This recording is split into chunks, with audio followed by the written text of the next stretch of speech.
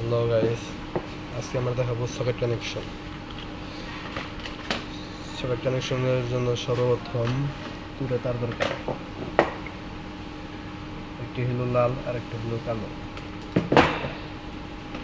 তো আমরা লালটা দেবো ফেসে, ফেস বা লাইন বলেন, যেটা বলেন। এই যে দেখতেছেন লাইন, আমরা লালটা দিলাম লাইনে।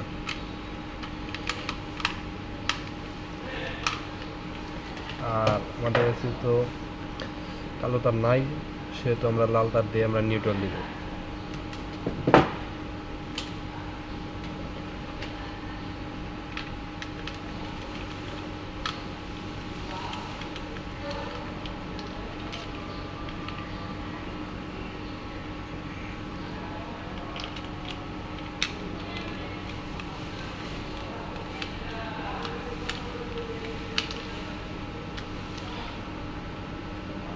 এটা হলো নিউট্রাল আর এটা হলো লাইন।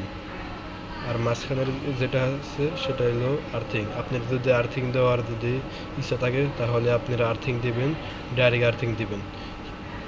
ঠিক আছে, এটা হলো সঠিক নিয়ম।